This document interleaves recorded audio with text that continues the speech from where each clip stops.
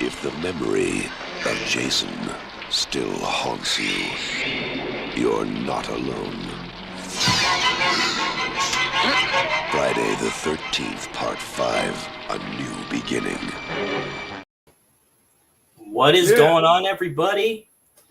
Chrissy the Slasher Dude back again with watch along and discussion call it a slash along. So call this basically officially slash along episode 1 of my favorite horror franchise. It is. We're going to be talking about. I thought I maybe edited that video, so that's why I didn't want to show the rest of that trailer. But we got the gist of it. That is, if Jason still haunts you, you are not alone. And that is Friday the 13th, Part 5, A New Beginning.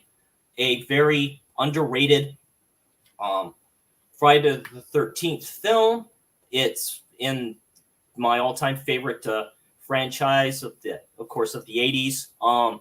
This is the first trailer I ever saw for Friday the 13th. Oh yeah, great characters. It's to the point. Watching the extras on this, it's probably the sleaziest dark humor Friday the 13th out of them all. Right before, so this is the tail end.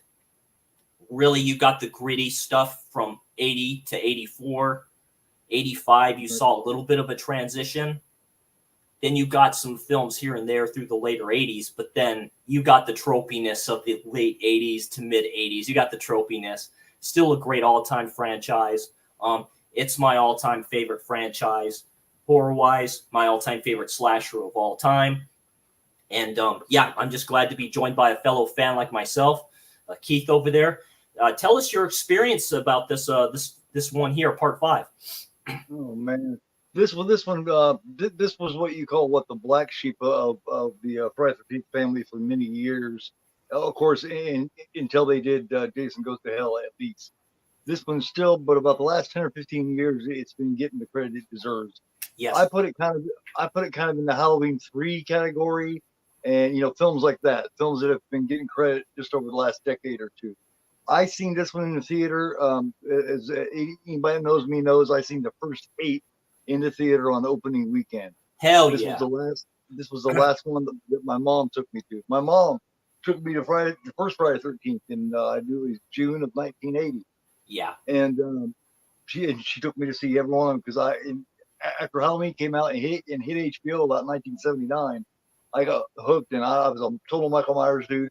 So when Friday the 13th was announced, she was excited about it and she thought I'd like it too, and she hooked me, man. And I don't talk much about Friday the 13th anymore because so many people talk so much about it. But when I am involved in it, I get excited to talk about. Oh yeah, absolutely. Like I said, it's a lot of people's favorite franchise. But like I said, it's been talked to death. But we're gonna do a watch of this awesome one and stuff like that. And just go have fun with us, everybody. That's the whole idea. Let's see who's all in who all's in chat here. There's also got Deborah Voorhees in it. What I have always voted as the best boobs. A lot of bigger boobs usually aren't my taste because a lot of bigger ones don't look so good. However, hers are different, and she's also a sweetheart. I talked to her on a stream before, and she's a sweet woman still to this day. Yeah, absolutely. Corey's in the chat. Welcome, Corey. Darren is in the chat, and of course, Ginger Ninja's in the chat. Favorite Australian Jason. And how you doing, Darren? Great to see you. This is Darren's favorite Friday the 13th. He loves this one a lot. Excellent. I met just great stuff. We're all caught up here real quick.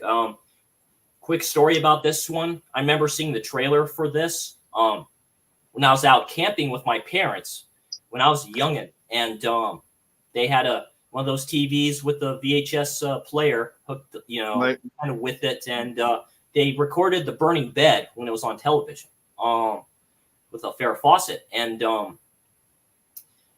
commercials and all, and sure enough, there was the trailer to Friday the 13th Part 5. I'm like, wow, and that's gritty as hell, and that terrified me.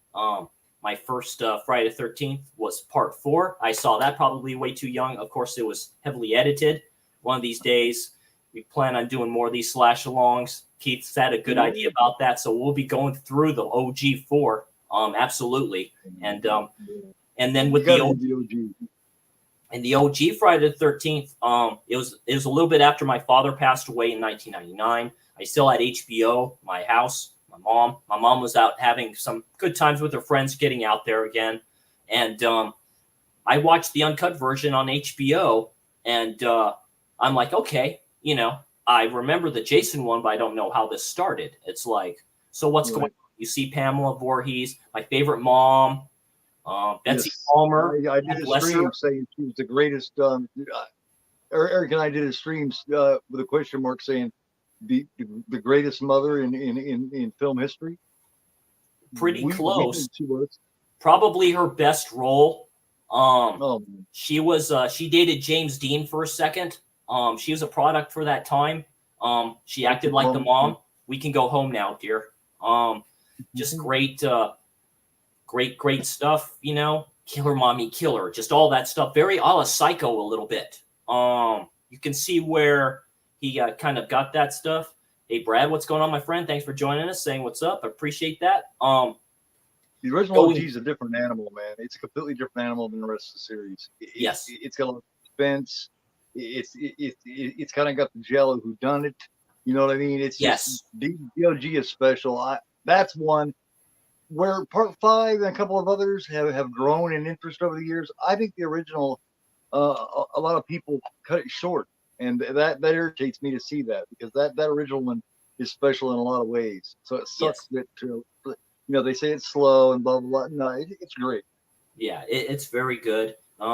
Quick synopsis on this film: still haunted by his past, Tommy Jarvis, who as a child killed Jason Voorhees, is sent to a secluded halfway house in the countryside, where the killing of a young man triggers a brutal series of murders in the area. So we got Melanie Kinman as Pam. We got John Shepard as Tommy, my favorite Tommy Jarvis. I'm kind of surprised. I like the one who plays Jarvis, of course, in Part 6. That's just a fun film. Tom Matthews, yeah. Yeah, Tom Matthews, but man, pretty dead and all. But yeah, there's Mr. Shepard right there. Just he's a totally different kind of Tommy, man. He's totally different. Oh, he's a broken Tommy. He's a fucked up Tommy. Anthony Beryl is Vinny. Susan Bateman is Nurse Yates. Dominic Brassia is Joey. Todd Bryant is Neil. Curtis Conway is Les. Juliet Cummings is Robin. Bob Simone is Billy. Robert Dixon is Eddie. Of course, Corey Feldman as Tommy at age 12. So quick appearance from him. Gia Fields as Anita. And Tiffany Helm as Violet. So this lovely lady right here. No lights in his eyes. Played by Miguel Nunez from our Third Living Dead. Yeah. Damn, enchiladas. Richard Langbeck is Deputy Todd. Carol Kelly is Ethel. Yes, Ethel. Oh, she's great, man. She is. Will you shut the fuck up? Rick and Mancini is Major Cobb. Miguel A. Nunez Jr. as Demon. Ooh, baby, Yes. baby. Ooh, baby, baby. Yeah, Also Mitchell from Lawrence. Return of the Living Dead. Return of the Living Dead. Corey Parker is Pete. Jerry Pavlin is Jake. Sever Rose is Reggie. Shavar Ross is Reggie from where was he from originally? Because he was a child actor. Was it Different Strokes, I think? No, yeah. It was Different Strokes. He was Arnold's best friend. Dudley. Yeah. Ron Sloan, of course, is Junior. Mama. Yeah, Dudley. And of course, let's see if I can find him.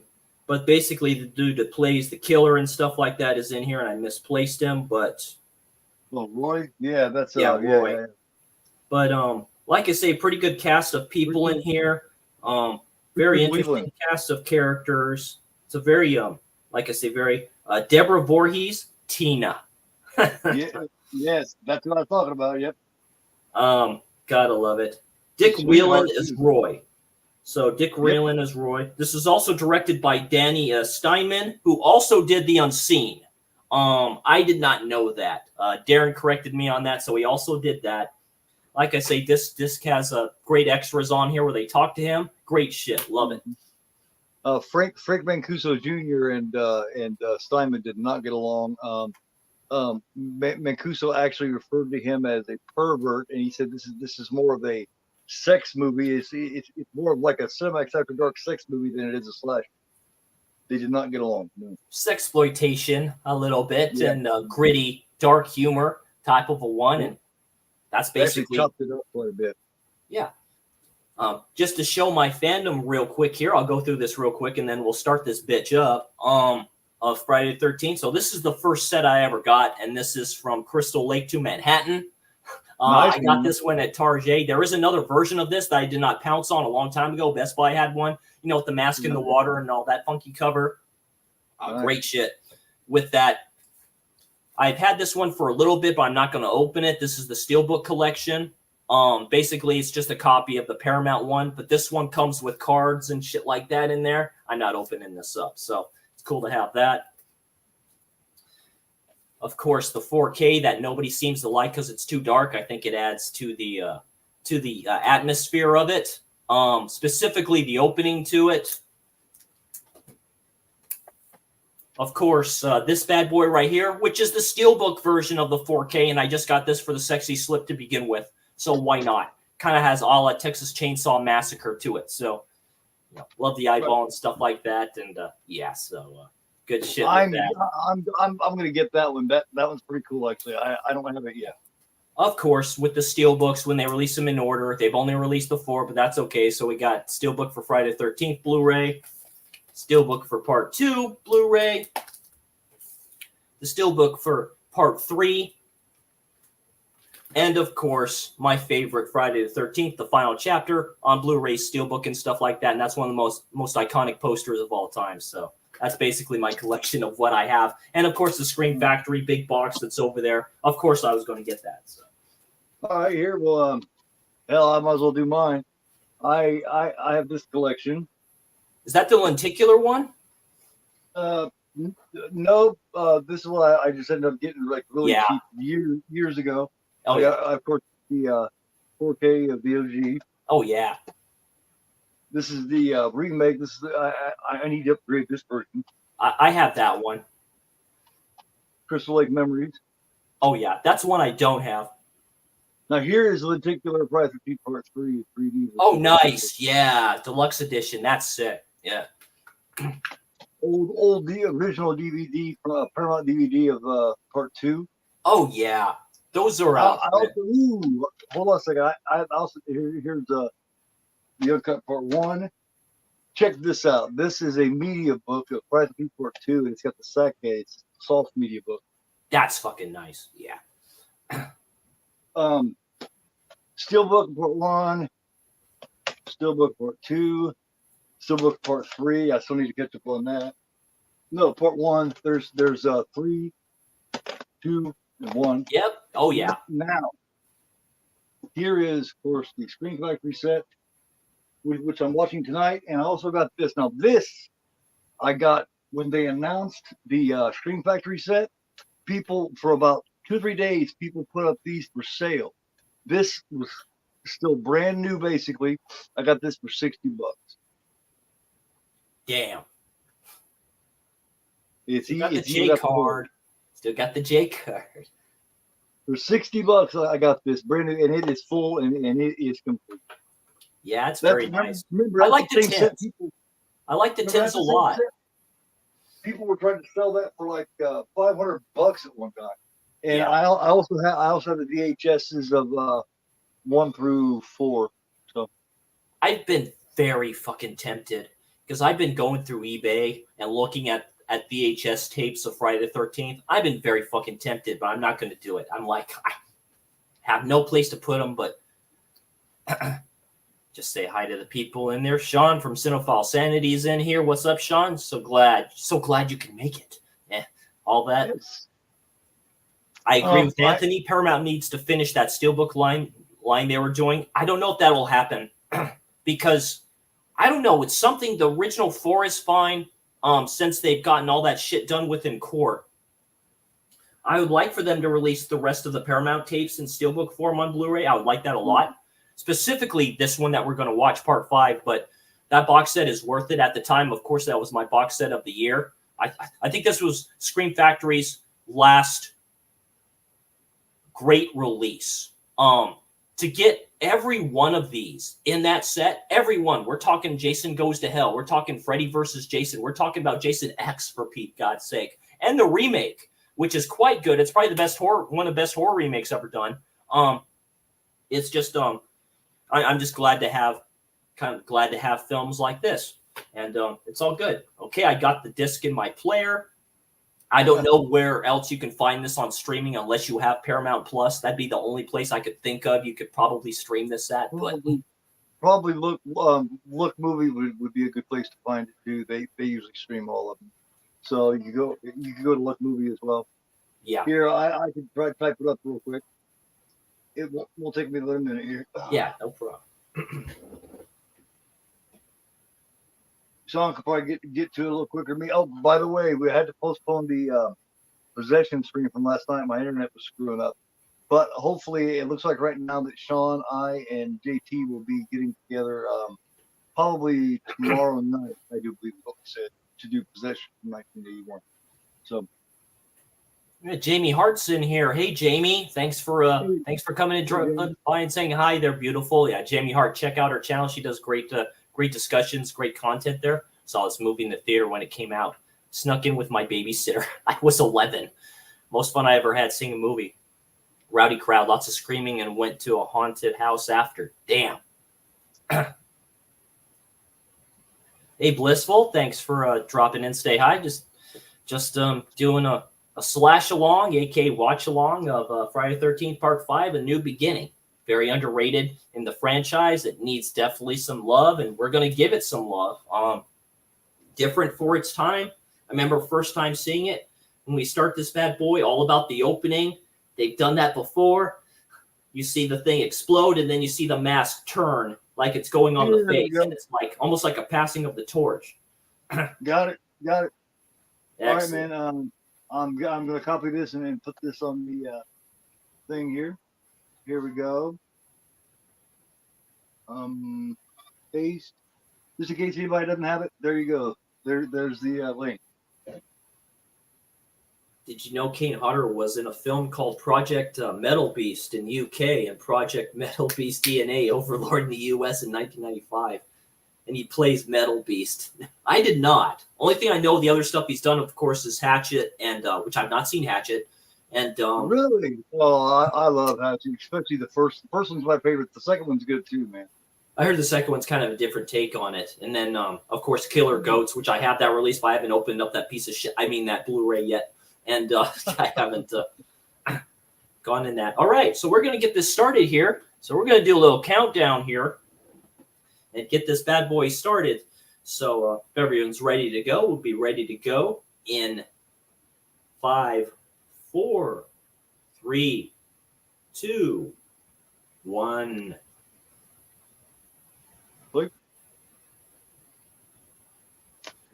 The iconic Paramount opening. I always like that. I love the old school Paramount opening. There's just something about it. There is one more time, just in case anybody don't have it, you can go right here to this link and you can get it. Yeah, it kicks off right here with the 12-year-old Tommy, which is completed by Feldman.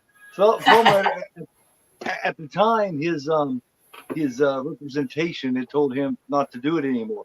So he stopped messing with it because he thought his career was going too high for these, right? Now he wishes he would have stuck around. Hey Russell, what's going on, man? I can't see him playing an older Tommy Jarvis. I just can't see it. Like, Right. John Shepard does do good. Tom Shepard. he does a great job. He has the masks and everything, you know.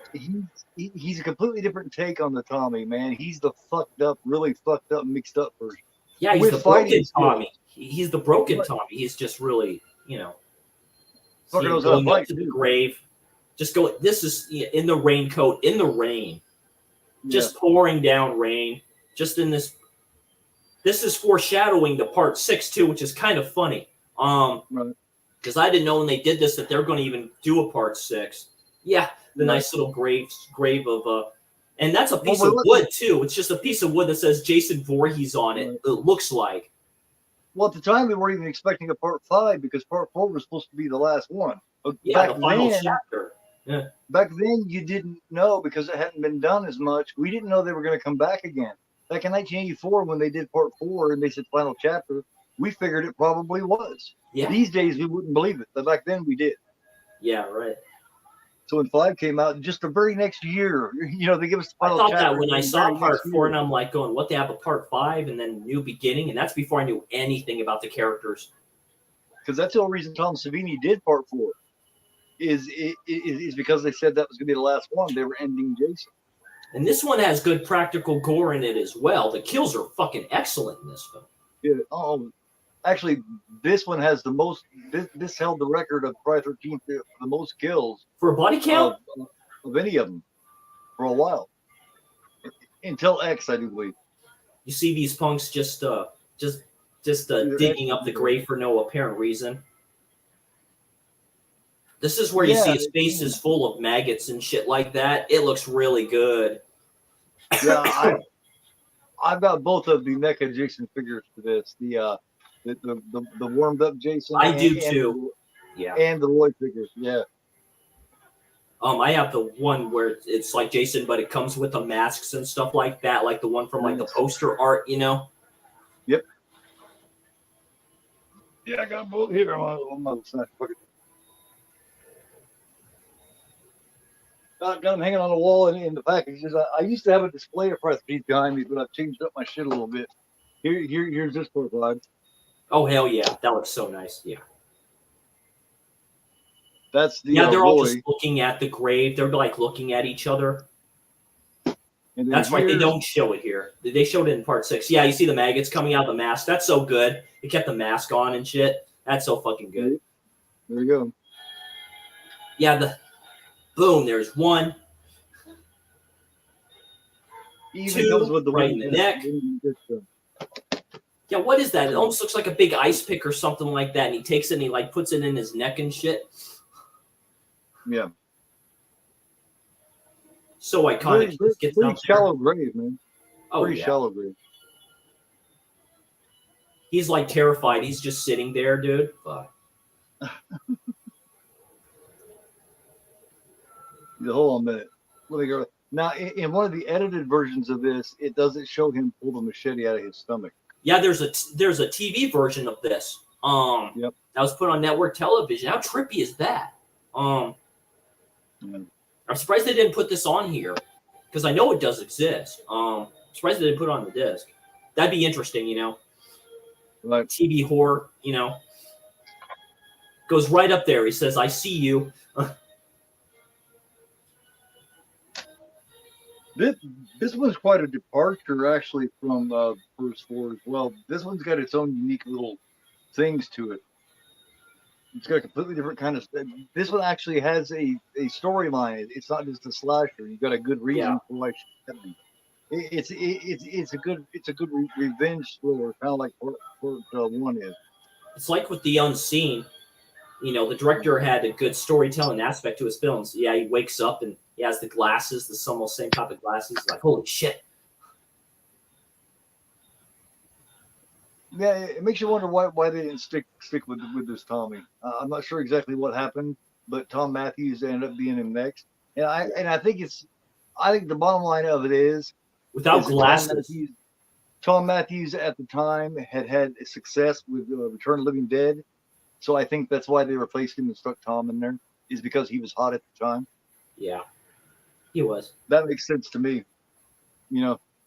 of why they would change him. They wanted to put a hotter, more known actor that had done some other shit. This is the only time I think they did an opening like this too, before the actual. Yeah, you just see Friday 13th and boom, and you see the diamonds are blue. You see the diamonds are blue, so that's a tell right there. And then Right. yeah, just flips it around. That's so good. This is a great score too for this. The person who did the score for this too, just like fits it to a T. Harry Manfredini did all of them at least throughout the first 8. Yeah. Super Batman nerds in the chat. What's going on, my friend? Hey, what's going on? Nice to see that you're in here. Thanks for coming to this SBN. Very cool, dude. I see him like in the Dead Pit streams and stuff like that. Just watching a slasher. Speaking of Return of the Living Dead, we kick off right at the very beginning with Mark Venturi, which ended up dying of leukemia, I do believe, later. But you know the one that kills the kid with the candy bar. He plays suicide in Return of the Living Dead. Nice. This is before he he's holding the candy bar and he fucking squeezes it. Yeah. Yes. A la the chicken part 4 with the banana. Don't pick her up. It'd be just sitting there. That's Joey, I do believe, is the kid that he kills, and Mark Venturi plays Vic. David Cohen too, like part of the screenplay and the writers and all this stuff as well. Timothy Silver produced it. Directed by Danny Steinman.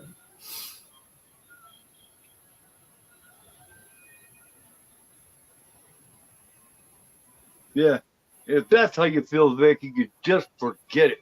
But I think you're way out of line. Fine.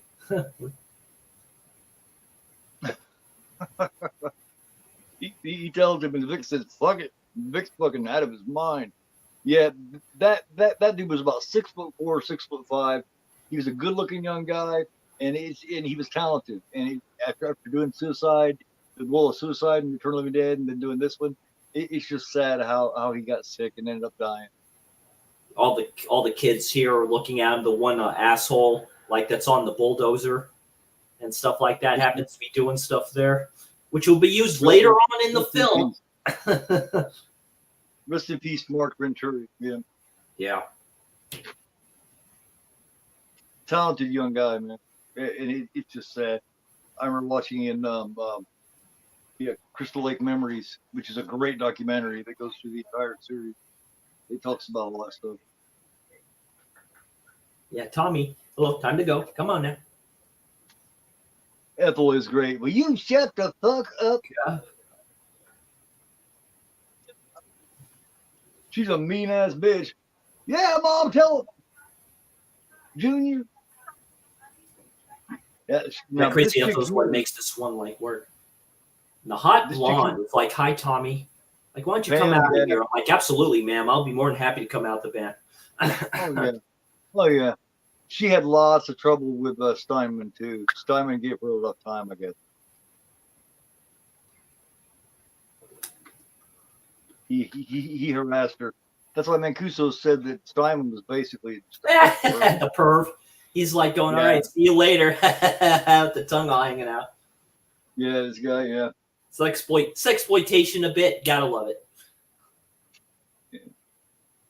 Now this Tommy's weird, man, because this Tommy's a skilled fighter and everything, man. This motherfucker whoop your ass. That's the thing. So that one dude picks a fight with him and he beats his ass. He's a big dude too. He's quite tall. Yeah, he just remember he flips Junior all over the fucking place.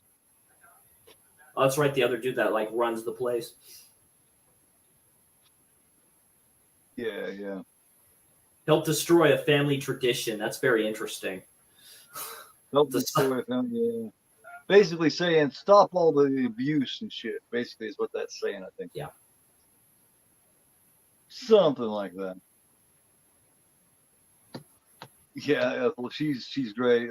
It's just a shame. I think she's passed now, Yeah, and it's she she looked was old great. there. She was at least middle age, 40s, 50s. Yeah. And this film proved how fucked up 4 was, because we know how 4 ended.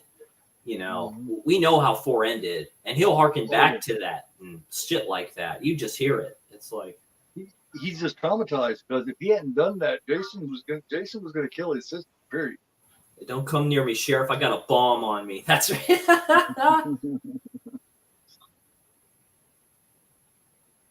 Yeah, you can tell. He does a great job of being fucked up too, man. This kid did. I think the only reason he didn't get to stay Tommy is because, like I said, Tom Matthews had a lot more star power. That's probably true. And I like I mean, Matthews. It's like, I mean, it's iconic in horror. Jason belongs in hell, and I'm going to see that he gets there. I mean, that's he goes ape shit on him. He goes ape shit on that corpse. He's like, his buddy tells him to stop, but you know. look at the job that Tom Matthews did in Return of the Living Dead. He was excellent, man. As Freddy in Return of the Living Dead. Great zombie flick, man. Probably the most fun zombie flick. The pictures of his mom and his sister. Damn. And you didn't see the death of the mom. You didn't see that. And that was still haunting and stuff. Yeah. It's like pouring down rain and shit like that. That's a great scene. Yeah, he has in the bathtub, don't they? He has those cool kind of switchblades or whatever that is, you know, where the fists all wrap around it, where the fingers are at. Lock blade, yeah. Yeah. That's a big one, too. Yeah. I always thought that was out of respect for the mother characters, why they didn't show that. I get that. Die.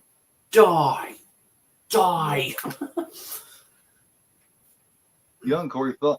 I always thought Corey Feldman was a better actor when he was a kid than when he was adult, by far. But yeah, with the spider and shit like that, likes to scare people and stuff. Yeah. Dudley from different Scare spiders? Where's Arnold? Come on, Dudley. That's right. That's when he shows one of his many masks and shit like that. That's so cool because he makes those masks. His character does. Basically based on from part 4, he was based on Tom Savini as well. Oh yeah, you know that was. Yeah, there it is. Because that was actual mask that Savini made. Yep. You know, smirks at him and shit like that. You're like, fuck. Yeah, I think Nunez plays. I think his character for Living Dead is Spider. Great character in Return of the Living Dead. That's probably, like I said, that's probably the most fun zombie movie there's ever been. It has to be. It has the perfect mix of everything.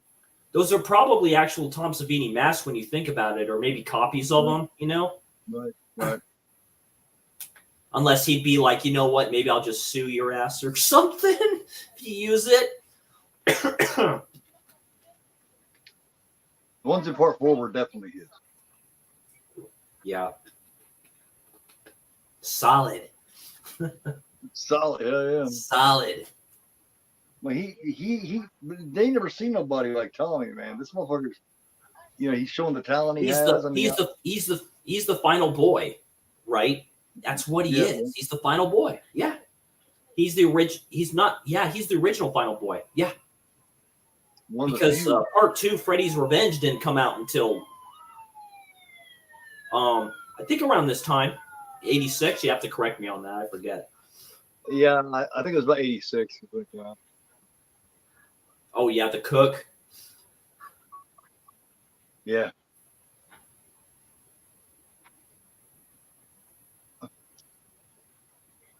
Here comes Detective Dodd, I do believe his name is. Yeah. Or is this sheriff? Yeah, this is a sheriff.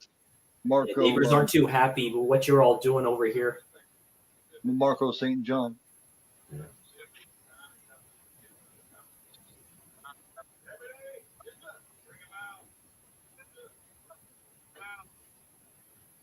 Oh yeah, the two sex crazed kids, sex crazed youngins. Here they are. She loves to talk about this movie too, man.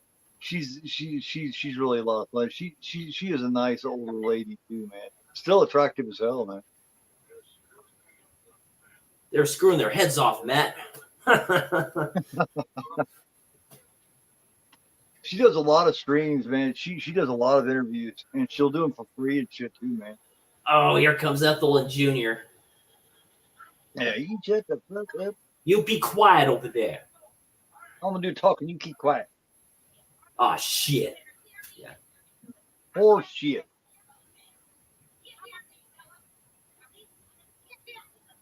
You hear me, fella? You tell them, Ma. Oh, crazy. You tell them, Ma. Doing. Say it like you mean it, Ma. Yeah. Here it is. Will you shut the fuck up? Yeah, it's dark comedy, right? It's dark comedy, so it's like I've known women like that. My mom was kind of like this woman. I'm telling you. My mom was a blow your broad. fucking You know what I mean? brains out. Damn. My mom was a broad, and she talked like a truck driver, man.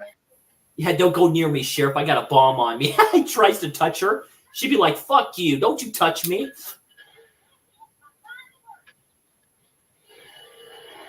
You don't think I know what them two perverts were doing?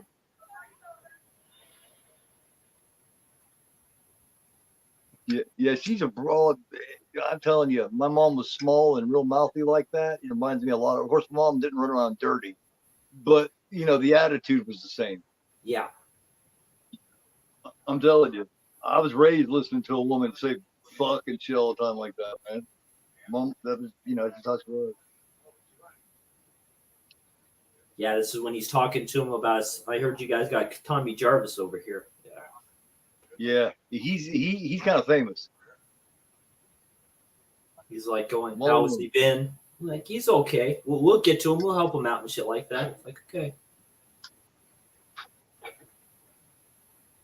Oh, here we go. The fucker's all like, There he is. the hothead all chopping wood and shit with the axe. There he is, Mark Venturi. Yep. Yeah. Hey. Yeah. I think it's the last thing he did. Maybe this might have been his last thing. I would have to fact check that. If anybody knows, let me know. But I think this might have been his last one before he got sick. He's like, hey, you want a candy bar? The two ladies, like the goth chick and shit, want to be goth one. That's cool. In the extras, they said, yeah, we have to buy you some certain clothes and stuff like that. I'm like going, oh, cool. Batman nerd just said so. I think I remember her in Coffee. I haven't seen Coffee in years, but Batman nerd is saying that she was in Coffee with Pam Grier. That's interesting. It makes me want to see Coffee again. Shit, I ain't seen Coffee in 30 years. I'm here to help you. He happens to be wearing a cross. He happens to be wearing a cross around him. Yeah. He's a nice kid, man. He just don't understand, He just doesn't get it. And they're fucking mean as fuck. Oh, yeah, he gets chocolate all over it and shit. Right. He's just trying to help, He doesn't understand. Oh, Russell, I love The Descent. I fucking love The Descent. Descent is fucking awesome. Yeah, it is. I think the second one's pretty decent, too, I don't think it's bad at all. Joey. Yeah. You can tell they're trying to be patient with him, but they're annoyed. You know what I mean? Because they know he can't help it. He can't help it. He thinks he's doing right. Hi, Vic. Get lost. That's the sad part is he thinks he's doing good. He thinks he's doing right. Yeah, he is doing right. Yeah. He's a nice kid. Vic has the old school, was it armband around him with the spikes or whatever it is in the belt? I love that, man. There he is. Suicide from Return of the Dead. I always thought they killed Suicide too quickly in Return of the Dead. I'd like to see him carry on.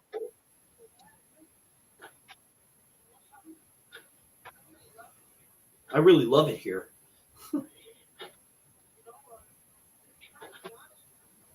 He's an angry son of a bitch. Look at him, man. He's very fucking angry. Yeah, he's about ready to go off. He's definitely unstable. It's probably a stupid idea to have him there amongst all these people, man, because he doesn't have the mentality. He puts it like on the wood. He puts the candy bar on the wood. People think I'm bad with people. Check out Vic. Forget it. Forget it, Vic. Just forget it. You're out of line. Here we go. You're really out of line. Oh. He's just fucking crazy, man. And then you hear it. Whew. And here we go. Here we get to see good old Roy here in the Ghostbusters car. In the Ecto 1. It's truly tragic because Vic did not belong around all those people. They should have seen that. You know, they should have seen that he should not be around these people.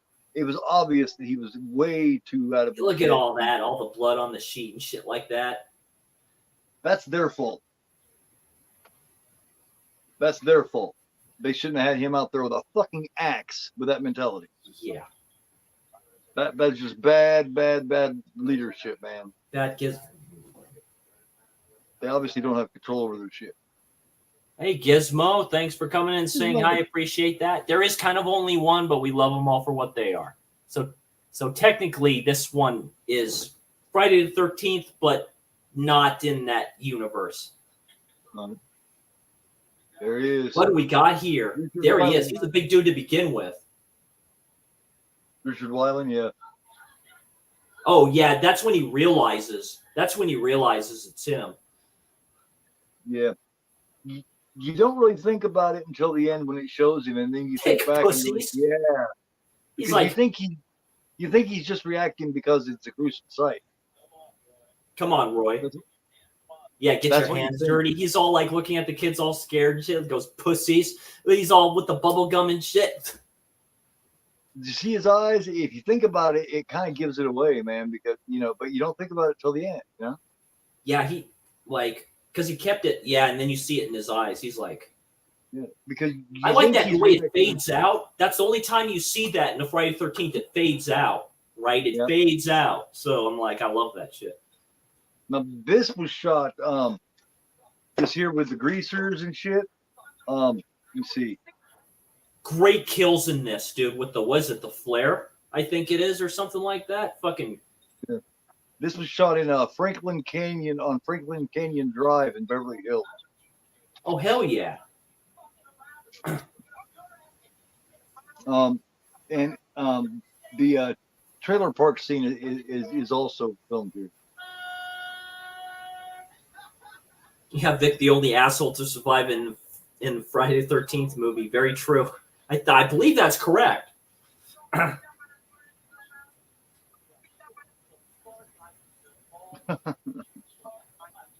about some old school way of thinking about things, calling it a nut house. You know what I mean? That's just the way people used to talk. Oh, yeah, that's right. This is an invisible kill. You don't see it. Oh, never mind. It's like, just do it, man. This is the flare kill, man. This is fucking great. I think this is the first time it's done, because this gets used later with a blowtorch in a certain Halloween film that none of us seem to like. Right.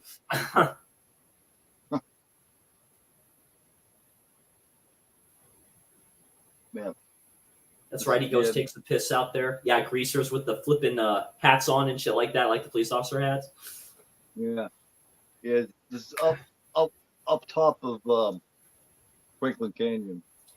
Got Converse on too. Not too far from Mulholland Drive, which the drive-in is right off Mulholland. You know, the drive-in with the chick and the guy and the cocaine. Yeah, that's right there on Mulholland Drive. They're in Los Angeles. Yeah, David Lynch film, Mulholland Drive. There it is. It's blurred. What are you doing, dirtbag? Douchebag.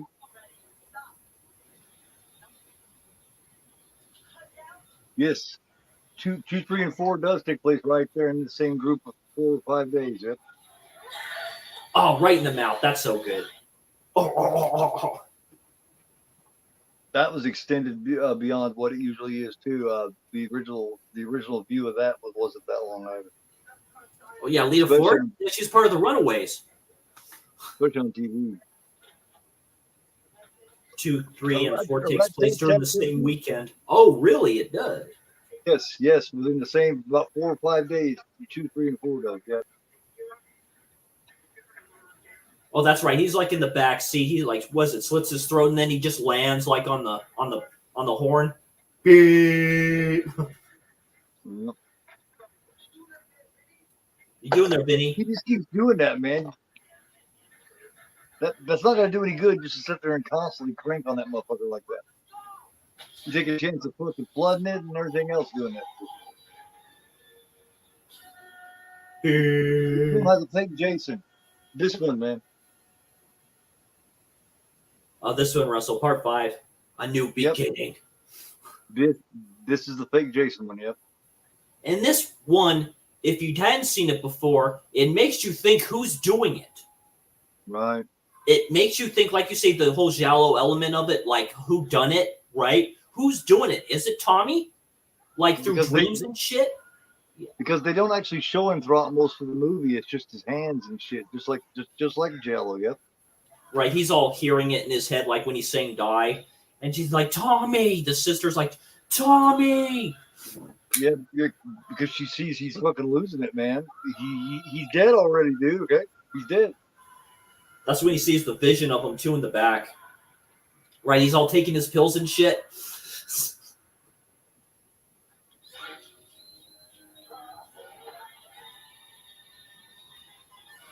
Yeah, he sees Jason in the mirror.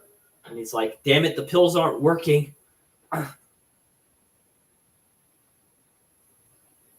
Allah, really, with the whole looking in the mirror thing with the pills, Allah, nightmare and a damaged brain. Right? Right? Yeah.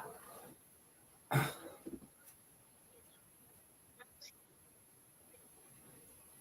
love the relationship here and how they explain why he's there. It's because he's going to stay with his grandpa. Great relationship between him and his grandpa too, man. That's pretty cool. Reggie the Reckless.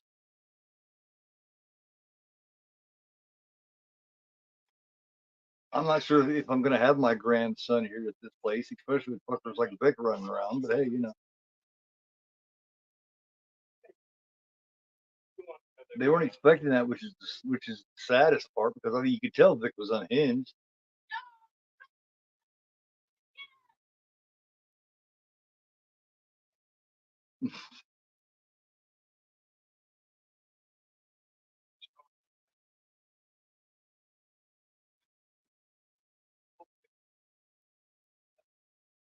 Victor's just crazy, man. He couldn't help it. He shouldn't have been there. That's the problem. Hey, what happened to you, Chris? Still there, man? Oh, okay, there you are. Coach, drain the lizard. Okay.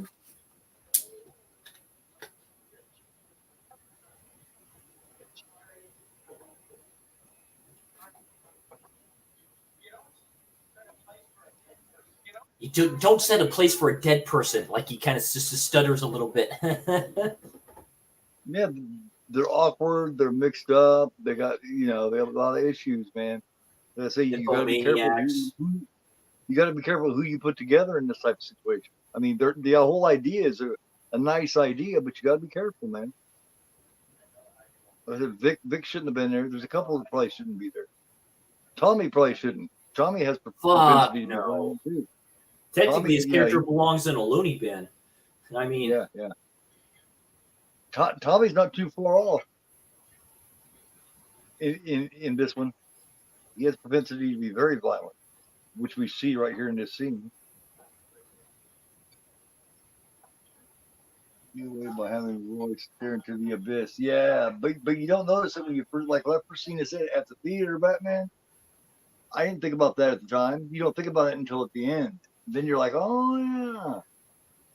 which is the true giallo Stare. idea of it. Just stare into the abyss, like he's like going, yeah, it's Right. real, you know.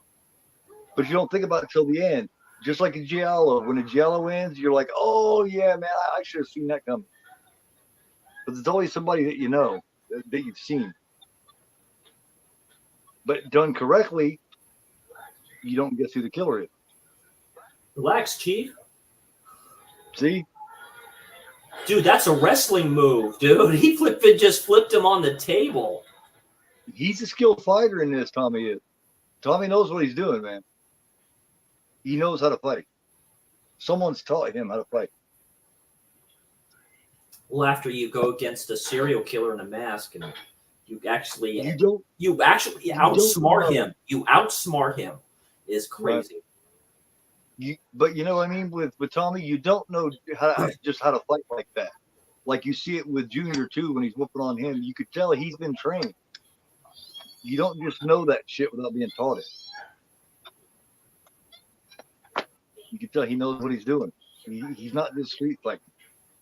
You big dildo. Eat your fucking slot. Yeah.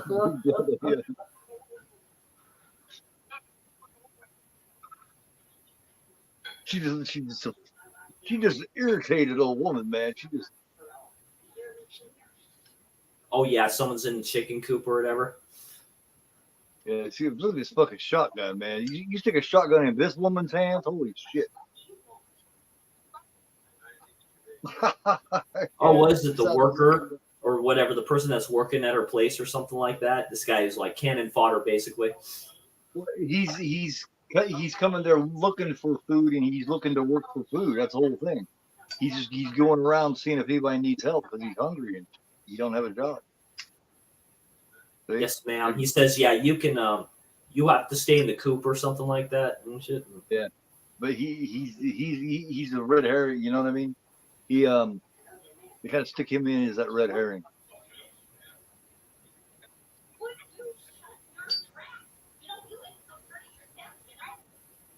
She's so frustrated with him.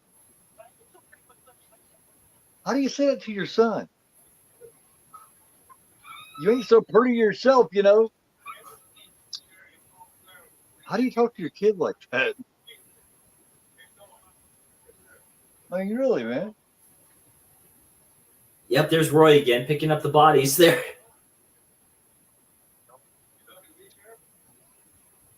I thought you were talking to me, Sheriff. Huh, how about that? Right.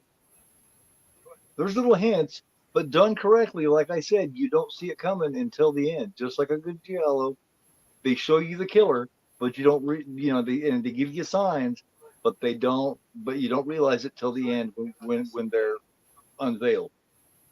And then you're like, oh yeah, I should Some see comedy here. It's like, looks like we got a maniac on the loose, and you see Roy like close the door, and he has that look on his face. Now here it is at the drive-in diner here. This was shot right off Mulholland Highway, right there in Los Angeles. The red lighting and everything like that. That looks nice. Oh, the one dude, the one hospital guy. These two are some dumb fucking asses, man. They're just looking to do some coke and whatever else.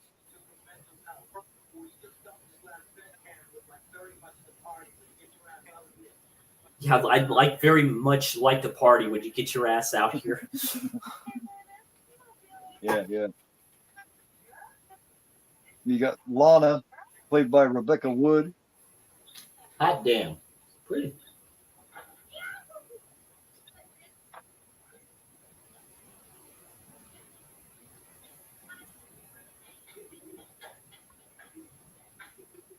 She's excited for that coke, man. She's excited as fuck. She's like, yeah, get some coke, hang out, whatever else. It's showtime. Not too terrible. Not too terrible at all. Oh, there he goes. He has it like in the seat and all this shit. What a dumb fuck. Yeah, this dude just asking to get busted, man. He's got his little cocaine kit there. Yeah, just like pops down the whatever that is. Like where you put your keys at. Just like a kit, man. He's got all right there ready. I thought I had receding hair. This guy has receding hair, dude. What the fuck? And the porn stash and all this stuff too.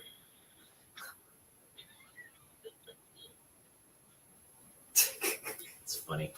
Like you say, dark humor. Yeah, what a goof. I've never seen anyone do that for snorting coke. Never. She's all like putting like perfume shit or whatever in her mouth, and then spraying it in the cleavage and all. Yeah. Yeah. Lana, perfect name, man. I mean, perfect name for this chick. Name her Lana. Billy. That music hits at the perfect time. The score hits at that perfect time. Just when they're looking for somebody. Billy. Yeah.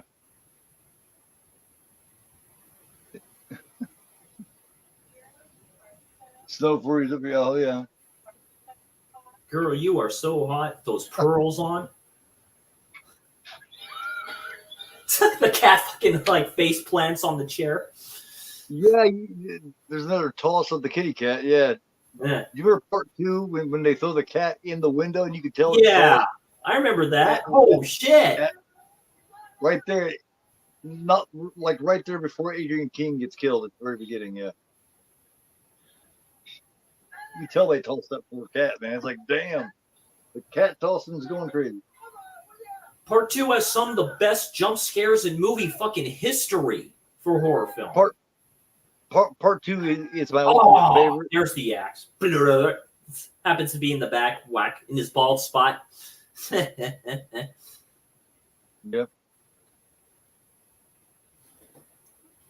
You too, SPN. You have a good night, my friend. Thanks for joining us for a bit. Appreciate that. Enjoy your rest of your evening.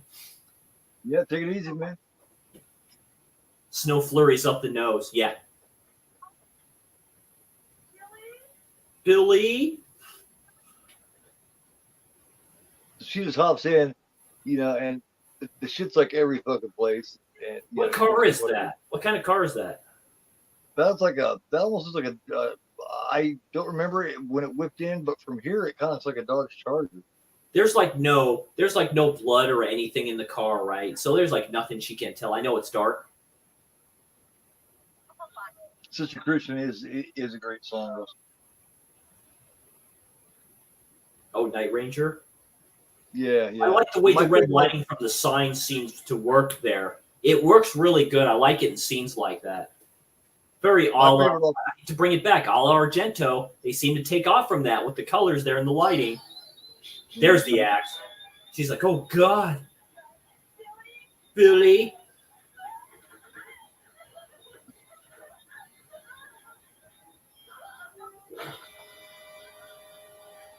No, that's not a Charger. I'm not sure. Nighty night. So good.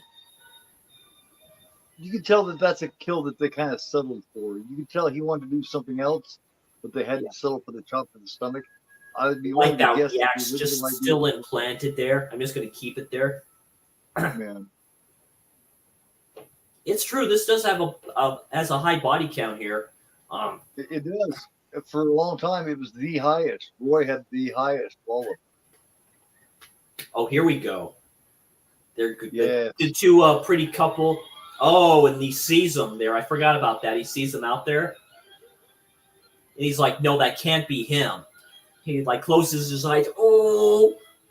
That's Tom Morga, I do believe, playing him in this. I think it's the same guy playing Roy. I think it's the same person. I'll have to look at the credits, though. I know they say that. Yeah, who it is. Yeah, it's. Well, I do know that it's stuntman Tom Morga playing him right there. Really, it was somebody different playing Jason in each one of the movies, right? Up to next to Kane Hodder, right? Is that correct? Yes. I kind of like that idea, I love Kane Hodder. He's my favorite Jason in Part 7. That's my favorite Jason is Part 7. But you got Warrington Gillette and Richard Brooker, and then Ted White in Part 4. Yeah, Ted White was a monster. That dude was fucking big. I mean, So shit. so was Brooker. Brooker's my favorite Jason. Was that part part three. 6? Who played it part 6? Part 3 was Brooker. Part 6, you see, there's Ted White and there's Tom Morgan here. Part Okay. 6 is I can't remember part 6 right now. Because Kane Hodder mentioned that when he got approached to do part 7, because he mentioned that actor. He says he did a good job playing him. He's like, you know, I've seen the way you walk and the way you act. Just want to try something different. So 6 is the only one that I don't remember right now. practically the whole soundtrack is Alice Cooper. Be my Yes. Frankenstein. And behind the mask. He's back. The He's man back. behind the mask. Yeah. He had a video for that and everything. Yeah. And he's out of control. You can look that up on YouTube. It's on there. He's back. Yep. Because he's come out of his hole. Does anybody in the chat remember who played him in part 6? Tina looks so. That looks fucking good. I mean, she looks. That shirt is perfect for her. She's just hot as fucking this. She'd probably do it right there with him too. Like that.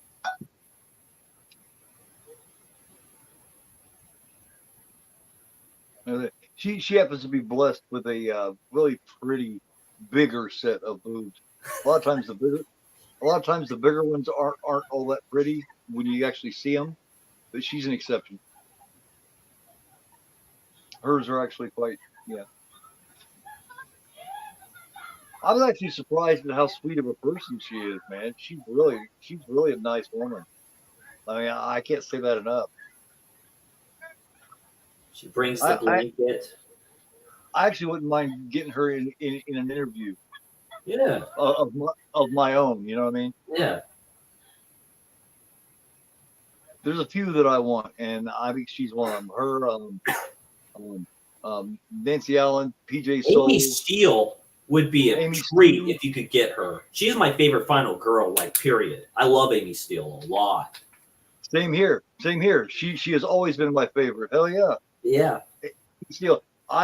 April Fool's Day. April Fool's Day. It's like, check us out. Check us out, man. Oh, that's right. They're all smoking marijuana or something like that, or no cigarettes and shit. Chris. Oh yeah, that's so good. Her autograph, Jeremy Rain. From oh God, you got the twins autograph or the two girls in the white there. That's crazy. The Stacey Nelkin from part Halloween 3. Nice. And then there's the twins. Yep. But yeah, Amy Steele has always been my favorite of any final girl. Nice. Pervs all watching him do the do. That did it. That's what you get for watching, you dumbass.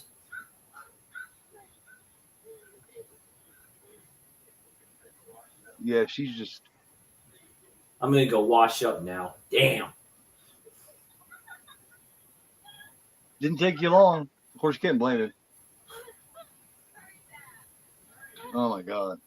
That took more than a minute, so you know you gotta. Hey, he's still young, you know. Oh Jesus. Sheesh. Yeah. she's hot as fuck. Yeah. It's fucking ridiculous how hot she is. She's like, I give two shits about acting like this. Outside.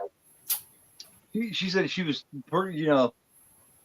She's just an easygoing person, man. That's right. She closes her eyes for a second. Yeah. Easygoing person. She's not worried about it. She just. Oh, look at that, and then just go. Nice scream. Great scream, man. Hell yeah.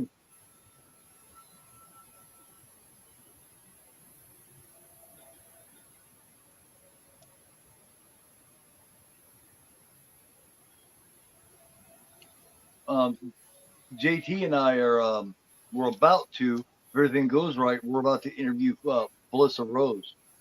Oh, fuck yeah. Very cool. here pretty soon. They're on JT's channel, and he invited me to do the interview with him. So I still need to watch Sleepaway Camp too. I need to check that out. Everyone raves about that one. First Sleepaway Camp was great, man. As a matter of fact, I had the shirt on earlier. Badass Sleepaway Camp shirt. There it is. Yeah. Oh yeah, Sure, just her eyes just like gone. What a shot. Nice. Oh now this scene's extended too. yeah, it's extended because it wasn't. I don't think he breaks it here, like Right. in the regular version. But Even in the original theatrical version, it didn't go this long. snap, that's so good. That's they added that. They had that for years. They didn't have it added in there. For this That's edition, that's a bad way to go. That's a bad way to go right there. He looks kind of in shock a little bit when he sees Caesar and stuff like that too. I'm like, damn, what a shot.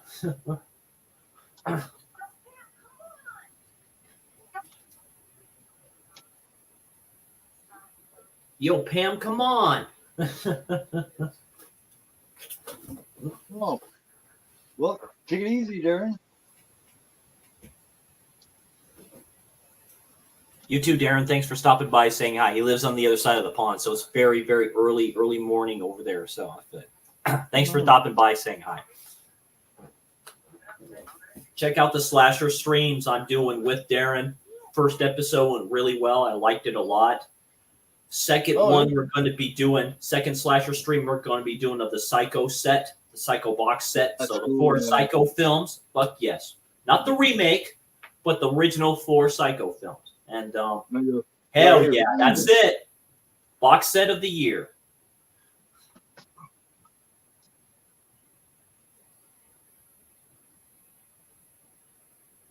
Yeah, that's right. Tommy offers to go with her. Yeah. You really can't turn her down. If she asks you to go, you kind of have to. That's right. Because Leave she's so them. nice and sweet about it. You know what I mean? She just comes off so soft and so just so nice and easy. That's right. They all go and leaves them all alone there at the house.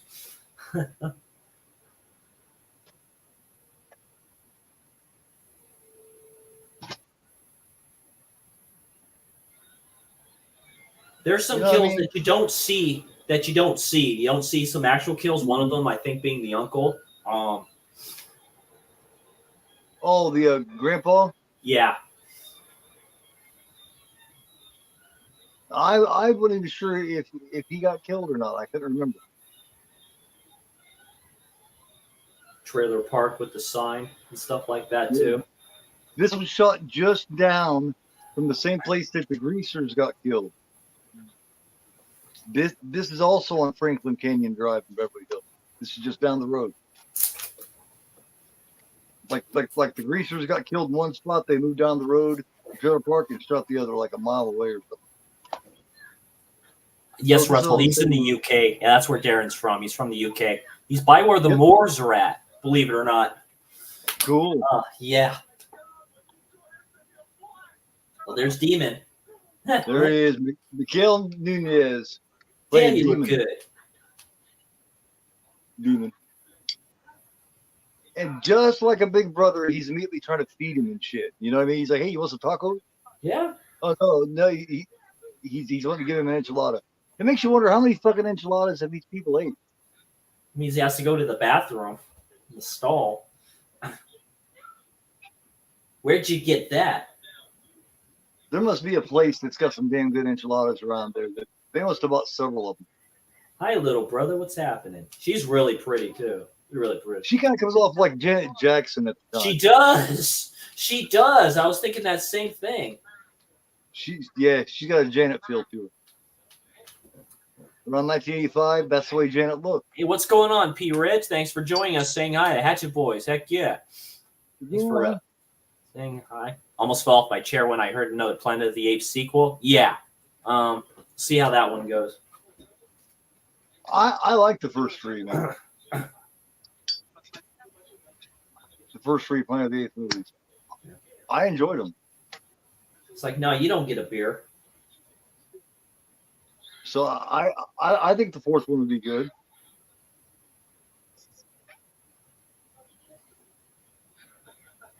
Hey, you want some enchilada? Yeah, so They just just when got it goes up to the sign here. That's a trip. yeah. This is Junior comes in here. This one you see that this fucker has been trained to fight. He knows what he's doing.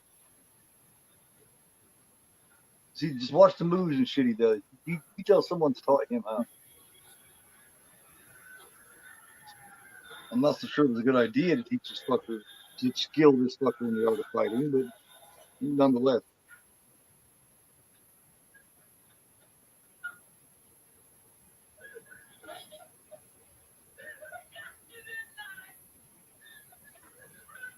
He thinks he's just gonna come up and shove him around.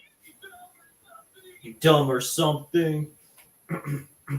Gets his ass whooped is what happened. I mean, he gets his ass whooped. I mean, it's not even a fight. He's an idiot been raised by an idiot, you know? The timestamp is 52 minutes. 52 minutes is the timestamp. Almost breaks his fucking arm too. Yeah, man, he knows what he's doing. He knows how to fucking fight.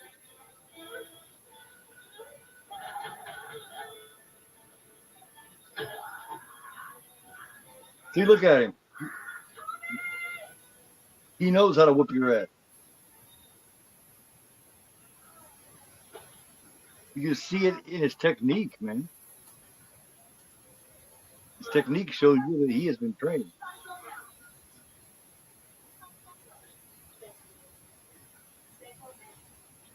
Stay cool, baby. Yeah, stay good there, Francis.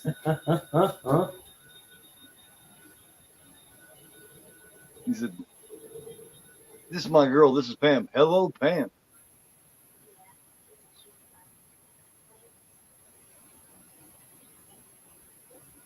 Smoking a joint.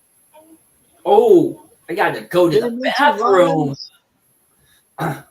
Those burritos. you wonder how many of these fucking enchiladas they've ate. You know.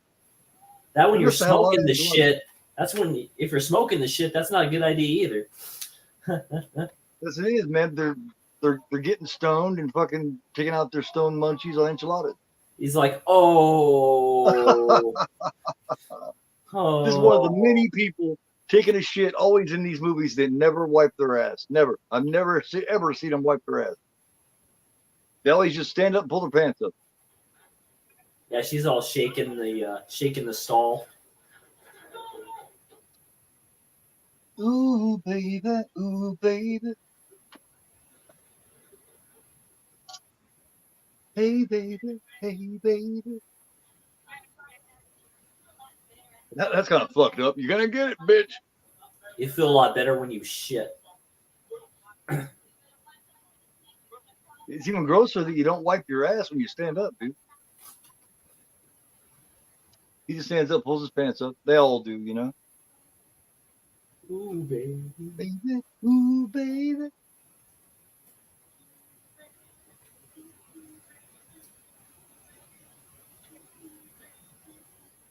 Ooh, baby, ooh, baby.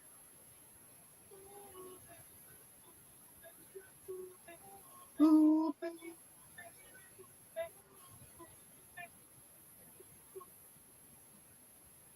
Makes you wonder what the rest of the song is. Hey, girl, what's up? Yeah. I hope it's not just ooh, baby. Ooh, baby. Yeah, I mean, it's like, what's the rest of it, man?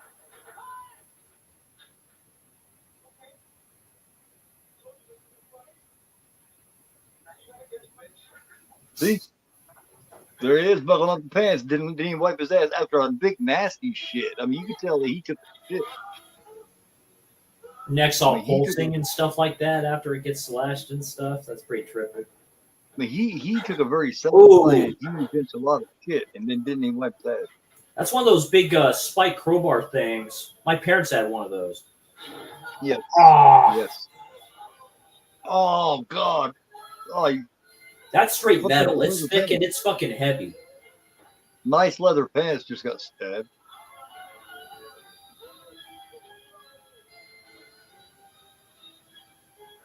Oh god. That would be terrifying, you know, Chris.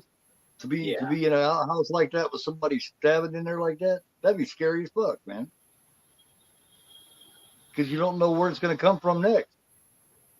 It's like in part 3 where all the dumbass bikers go into that barn and stuff like that too, and they all get their comeuppance in the barn.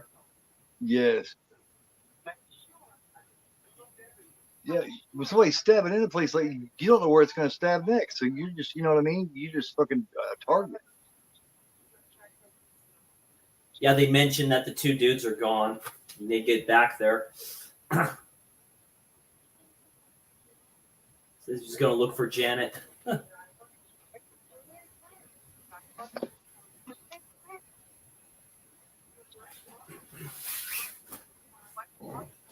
Yeah, that chick's Robin. There's Robin and Robin and Violet there.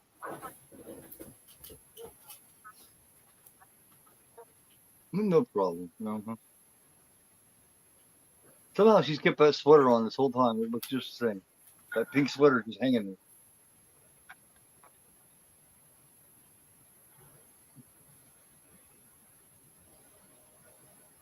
Nice old truck, man.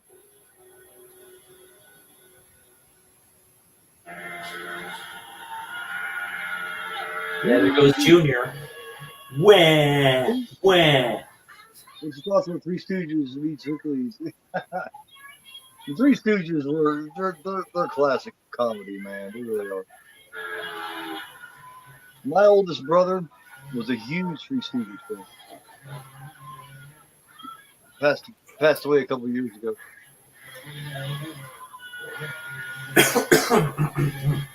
But he was a big Stooges fan. She's all spitting in the soup and shit. Yeah. If you just toss the shit in and said, all right, stew's ready, it's like, damn, it ain't cooked yet.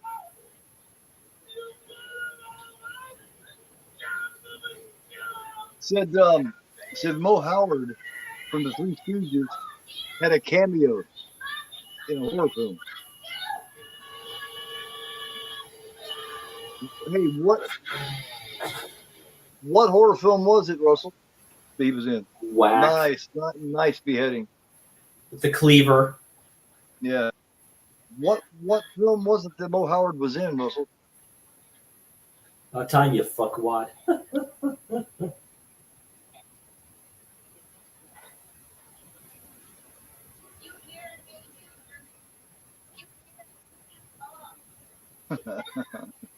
Talk you dumb. Oh, Right in the soup. She how crushes the tomato and shit or whatever it is. Like,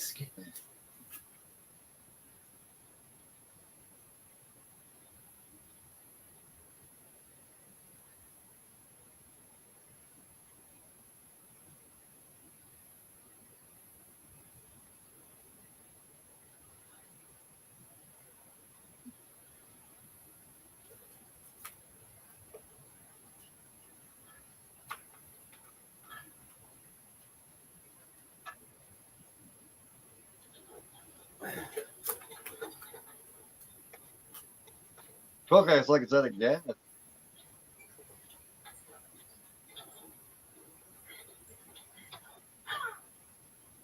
Actually.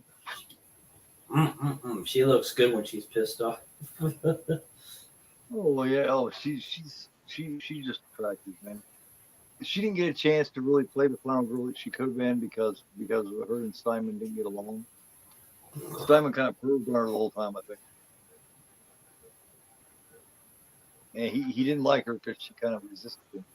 They're watching a film right here. I don't know what they're watching though. It looks familiar. Yes.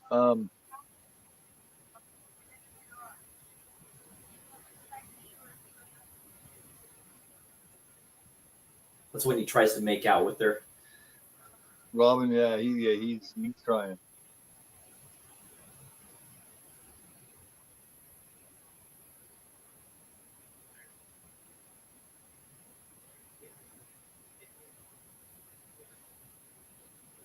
It's okay, Jin. It's okay, Jinja. It's all good. Like I said, yeah, you're at work. Man, Ninja's a working fool, man. He is. He's either working or doing a review. Great transfer on this release too. This is probably the best I've seen the film look. Definitely.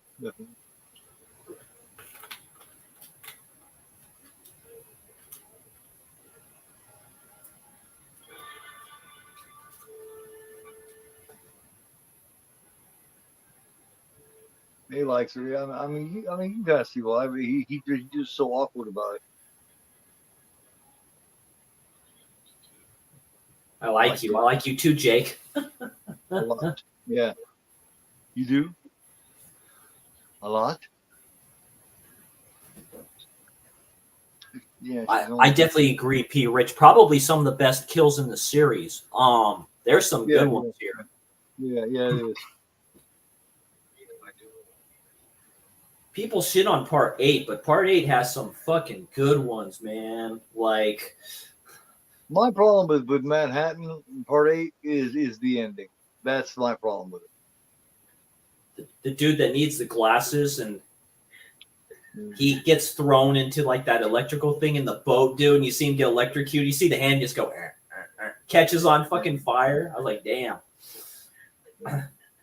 It's just that ending when the ship washes there and turns him into a little kid again. I didn't care for that. I kind of like when stuff goes full circle. But to your point, yeah, it kind of looked different. Even though, like, was it a quarter or less than a quarter was actually filmed in New York. The rest was Canada. So yeah, you have a boat. You have a big liner that's in Crystal Lake somewhere. I'm like, how did that get there? Part 9 is my least favorite. I do not like Goes to Hell. I never have. It's the only one that I just do not like. Don't like Duke? No. I think that one is just bad. The dude that played the Don King wannabe in Rocky 5? George Washington Duke, yeah. Yeah. You want to get serious? Let's get serious. Oh, here we go. Yeah, she's all dancing and shit. Violet, yeah. This is definitely a product of its time. Fuck yeah, it is. This is definitely a product of 1985. It's some fads that kind of came and went real quick. Like new wave. There we go. Whack. Yeah, it's not one of those that they didn't show. You can only show so many of them without them getting in your At the end ass. of Paramount Picture, shameless club plugs for their classics. And it's all because of everything they showed in the 70s and early 80s. That's why they were clamping down on it so hard. Because the 70s was rough, man. There was a lot of rough shit going on in the 70s, early 80s on film.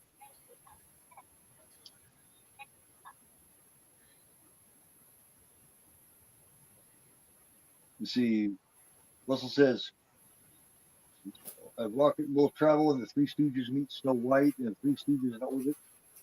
And the Outlaws are coming. Hell yeah. With Adam West. Adam West was great, man. Hey, Culture. What's going on, Trini? Good to see you. Quick trivia with that. Batman the Animated Series. Adam West played the Grey Ghost. Batman, who Bruce Wayne looked up to as a kid. He says, I used to watch your stuff all the time and stuff like that. The animated series, way ahead of its time. It's darker than a lot of people think it is. So, right.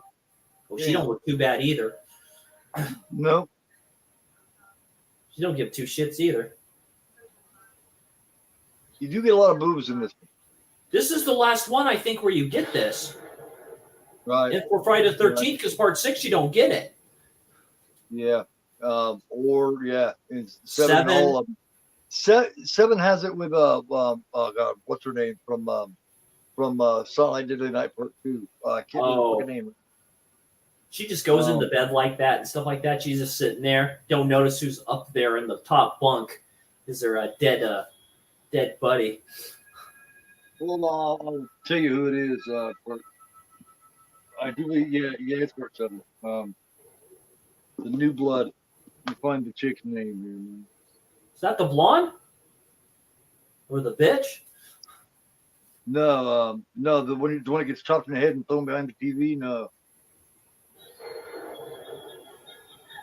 Oh, never mind. He's right next to her. I cannot remember her fucking name, man. But oh, right through the mattress.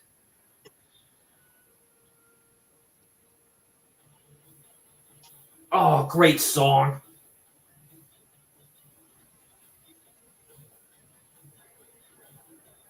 That's cool. They play the song even though she's wearing the earbuds and shit.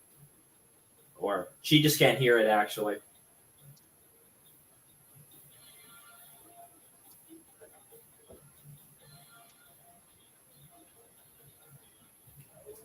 Here we go. I'll find out who this is now. And no lights in his eyes.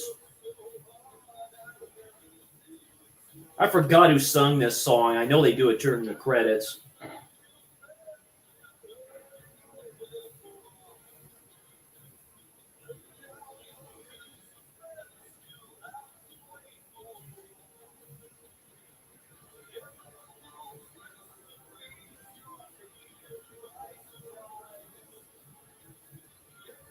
Elizabeth Catan. Nice. That's the one that shows her boobs in Part 7. I'm pretty sure. And she's, like I said, she's in quite a few horror movies around that time. But she's also in Silent Night Deadly Night Part 2. I think. Elizabeth Catan, yeah.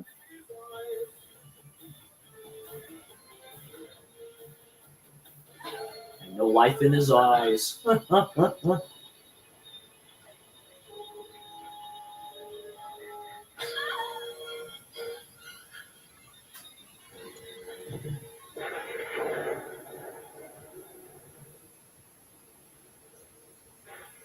That's it. Nobody left.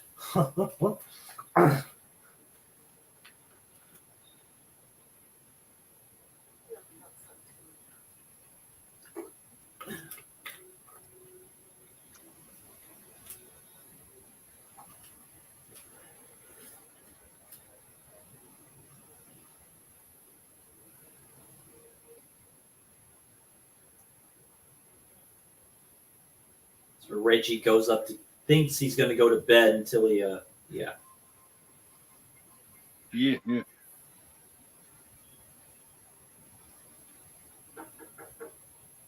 I just wonder whatever happened to this kid, because he played Dudley for a few years on Different Strokes, and then he does this. I'm not sure what else he did. Yo, Tommy, you here? Oh yeah, that's so good. Yeah, he got all stacked up and shit together. Right there in his bed, man. Just a typical slasher. Yep. Yeah, where they plant the bodies where you can find Yeah. What is it? Oh, that's right. She goes in the room. You don't see her go in the room. Then she hear her scream. Right? You see like the lightning flash from the room. That's so fucking good. Yes. I'll be right back. Just little things that weren't appreciated back then, but are now. Watch this. You'll see it. Right there.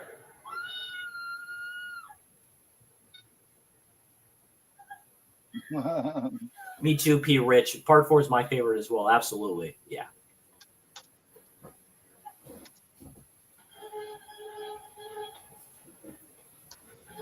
Thanks for stopping by, Corey. You too, my friend.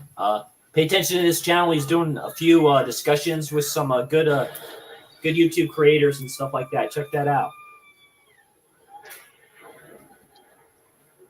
He does the Ted White thing and he goes through the door. He does the same thing. He just like knocks right through that door.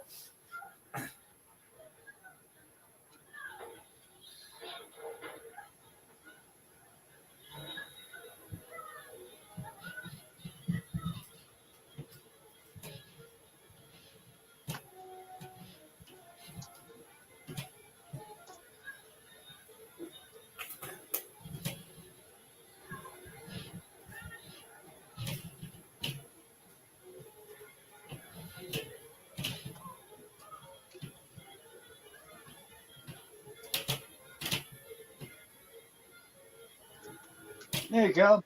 Hey, Cal.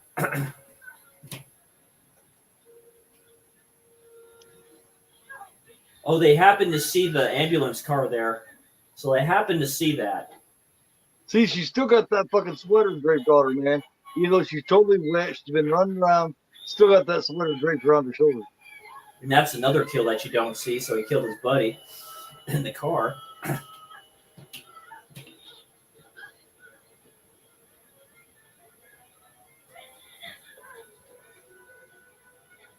Shit's hitting the proverbial fan. Things are now happening. The chase is on. Yeah, Reggie just splits. He's like, fuck this shit.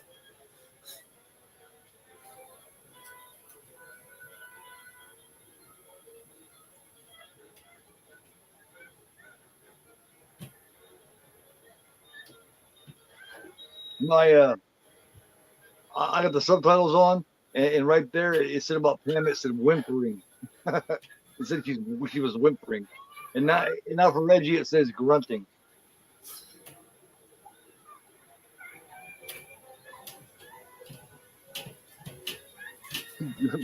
Grunting. Nice, very wet white shirt. She's finally about to Oh, lose there that he sweater. is. So he's all pinned up. So the counselor, the main dude, with a nail through his head, or they use on train tracks. She finally about to lose that sweater. It's finally about to fall off of it. Oh, she's just in the blouse. Yeah, Nice. the sweater was on her up until just about a minute ago. The sweater was She draped just on her. goes around. So she basically goes around back in the house. She finally lost it. Nice wet. Oh my God! Look at the wet shirt on the white shirt. She's got fucking great. That's ridiculous. That's the thing about these Friday 13th movies, man. They always got really nice looking women. There's the uncle or the grandpa. He did. Yep. Yeah, I forgot he got killed like that. Oh, both of his eyes are out too. Yeah. Yeah, I had forgot about that.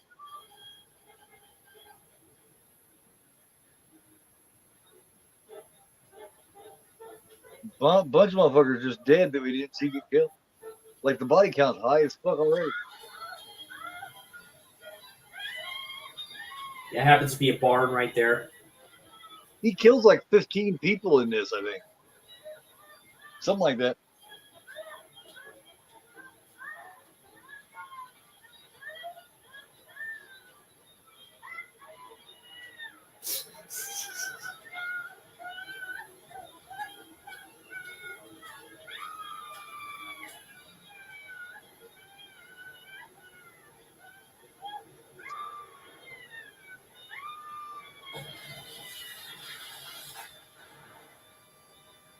Here comes Reggie.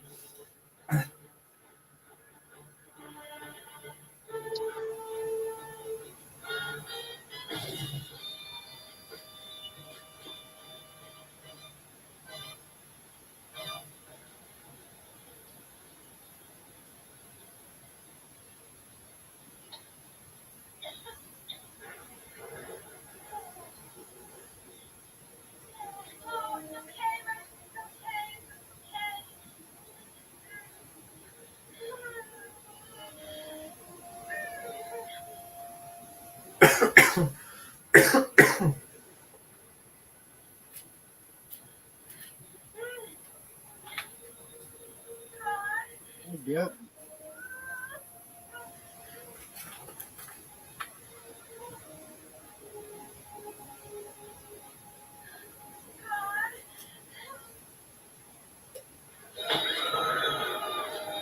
He ain't dead just yet.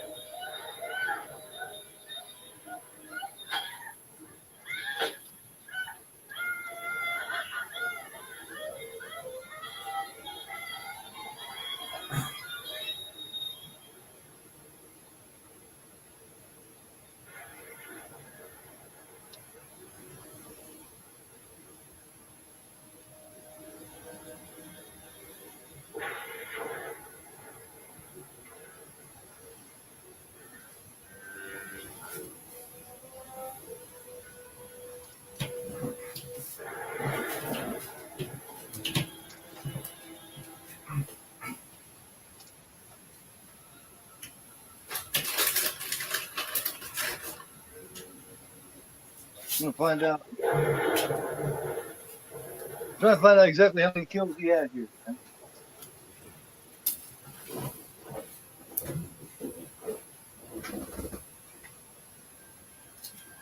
Life would be the new beginning.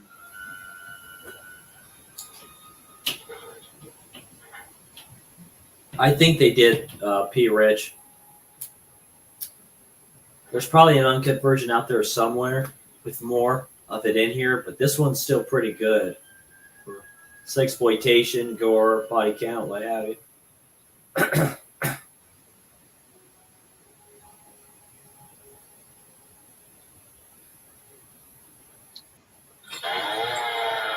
Oh yeah, the chainsaw. I forgot about that.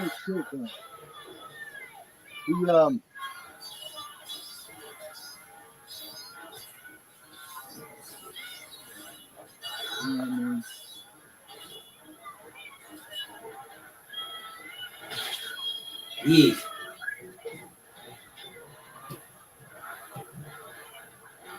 Jason Goes to Hell has 25.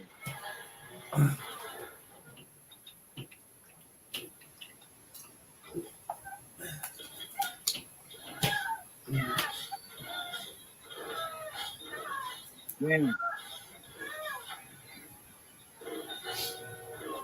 Oh, what a time for the chainsaw to not cranked up.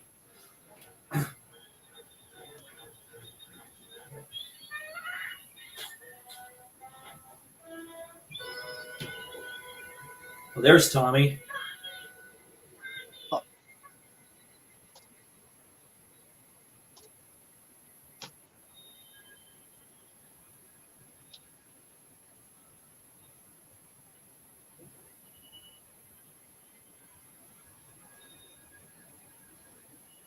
oh my God.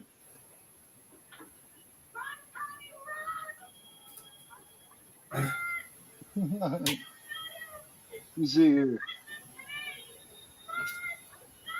Yeah, Jason. He says it. Jason. 19 kills in this movie. Nice. The one that leads is Jason Goes to Hell has 25. It's tied with Freddy versus Jason with 25. Yeah, he's having flashback. Tell us a major fucking PTSD. Some serious PTSD going on.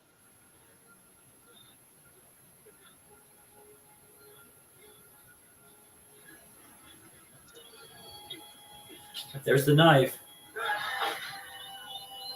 Oh, almost right in the gonads.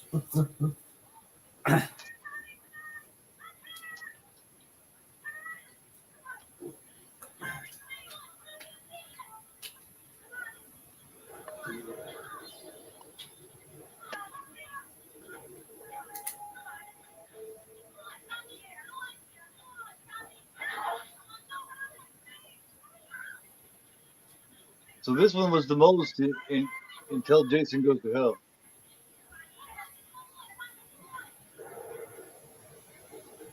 Jason Goes to Hell at 21, and then, like I said, Freddy versus Jason and I said Jason X at 25. Hmm.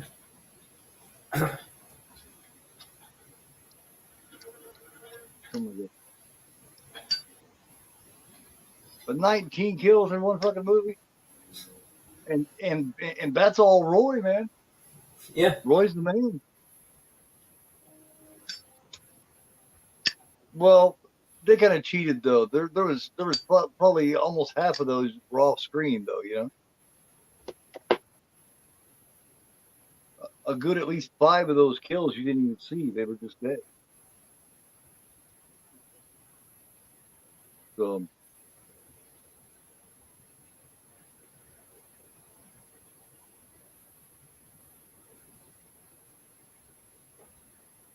Hey, are you an Alien franchise fan, Chris? Yes, I am. I love the. Are you excited about Romulus? Yeah, Romulus looks really good. Yes, and it's made by Fede Alvarez, Yes, which is a good thing. co-produced by Ridley Scott as well. His name Alvarez isn't. Alvarez made one of the best remakes in history, man. Evil Dead's definitely in the top 3 in my opinion, 3 or 4 in my Oh, I opinion. love Evil Dead. Yes, he's remake. Now you talk about a straightforward, straight ahead, no laughs fucking horror movie. Yeah, Name 2013. one thing funny about his Evil Dead. Into the There Bed ain't of no Spikes. bullshit in Here that. we go. Ain't no bullshit in that one.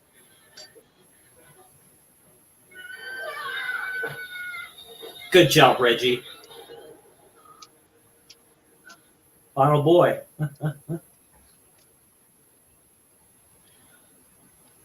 Yeah, he kind of landed on that thing. He kind of thud. He kind of bounced up and he hit him. This is where you see what he looks like. Yeah. Oh, never mind. Yeah, it's like he hangs on. Yeah, he's getting ready to go down it. And watch what he does. He kind of bounces on him, man. It's goose.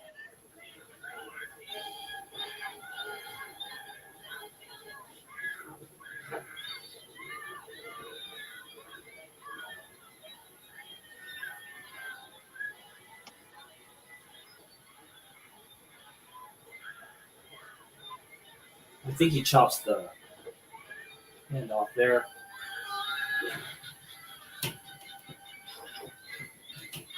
Oh shit! Oh, that's right. The mask comes off. Boom.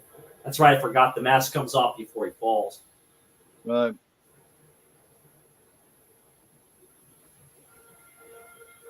That's a fucked up death, man. He had a very successful outing though, man. 19 people. Hey, hang on 1 minute. Let me grab some.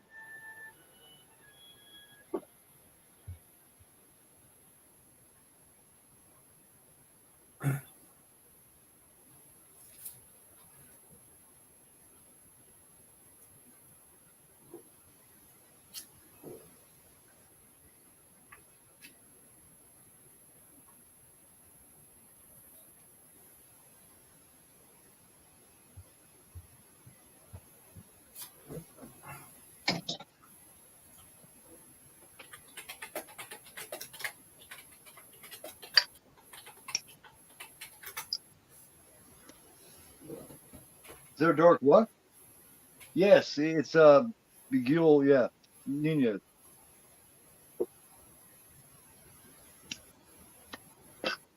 Yep, he played Spider in Return of the Ninja.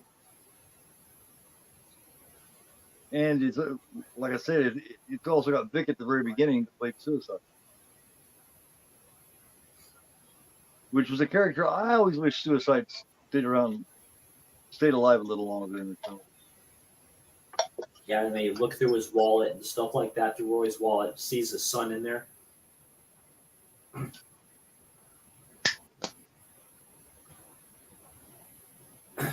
Finally just broke him.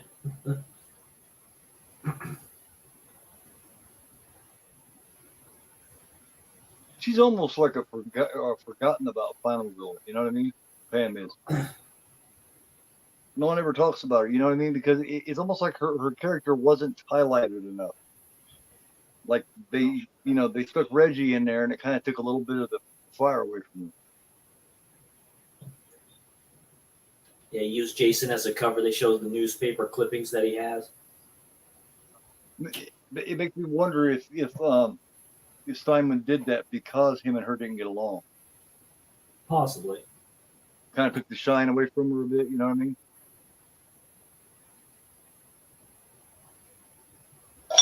Makes sense.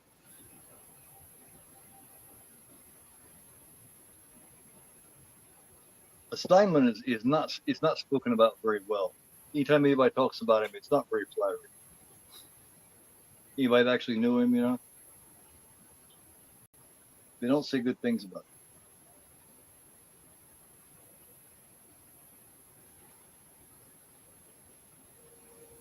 I thought he did a good job with this one, but you know what I mean. They say he's kind of a fucking general.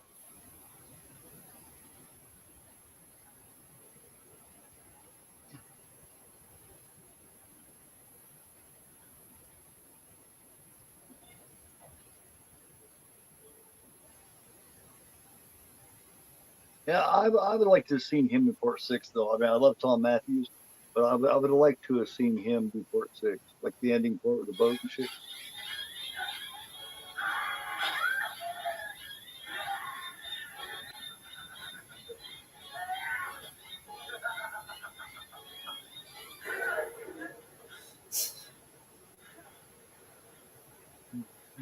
They were thinking about having him as the killer. They were considering it. You can tell us by the way it ends. But then somebody else stepped in and thought better of it and said, "No, let's just bring Jason back." Because that's what people wanted, man. They wanted Jason. They wanted anybody else to ask. They wanted him. Yeah, very true. You know, the only thing left was to bring him back in a Frankenstein kind of way. See? It's almost about facing your fears too. Yeah, it's like he's so tormented by Jason that he just kind of it's like almost like they're trying to say he's almost like getting possessed by him. You know what I mean? That's what they're alluding to. Almost like he's getting possessed by Jason's. You know, they considered it. If Steinman was to make part 6, Tommy would have been the killer. Guarantee you. Tommy would have been the killer if Steinman would have done.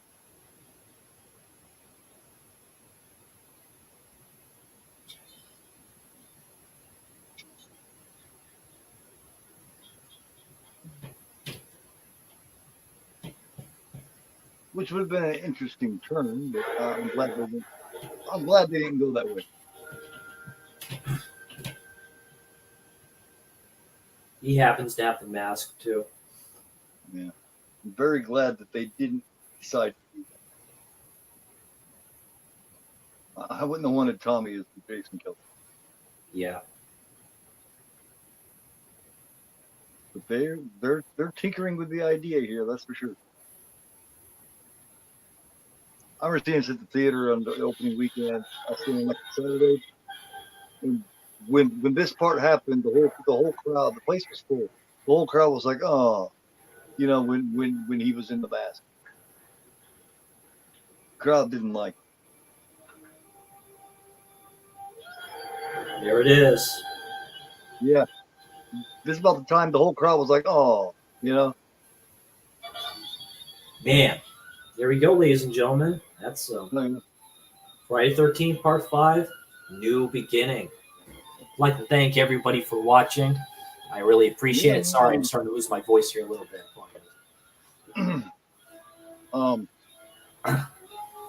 Yeah, we discussed starting at the very beginning, and you know, at least going through the first 4 or so.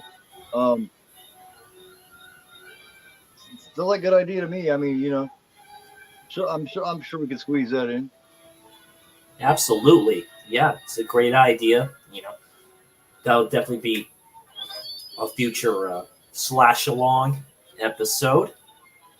Because I'm looking forward to doing part 1, especially the first 3 with you. Because the first 3 are my favorites. I love part 4, but the first 3 are my favorites. Oh yeah, definitely. So that's it. Thank you all for showing up. We had a good crowd tonight, late night with the Slasher Dude and Agoraphobe over there. Yeah, I did put the link in the info bar for Horror YouTuber of the Month on Dirk's channel. Go on there. Go vote, man. There's still time. A few more days. Just go vote, man. Yeah. Support all these awesome creators. That ends the beginning of next week. So, and then they will name the winner. Absolutely. And just expect future content from me. Gore, what do you have going on your channel? Oh man, probably tomorrow night we're gonna do, because like I said, we had to reschedule the possession watch with myself and Sean and Set Up All Sanity and JT's horror discussions. So we're gonna do that, and then Sunday, the Sunday afternoon matinee, I'm doing The Watchmen, and then from there I'm working on my first couple of reviews that I'm gonna put out. It's gonna be different. It's gonna be, you know, I am quite controversial. You know, I'm always going to do something different. Other than that, man, you're just going to see the best that I got to offer here coming up. Just having fun. Yeah, absolutely. I like the video you put up for your new kind of edition of what you're doing, like cinema talk or whatever it is. It's That's a very good intro. Goreful Cinema Reviews. That latest one, yeah, that's going to be the intro to my new reviews. After 3 years, I'm starting reviews, so Absolutely. take a guess.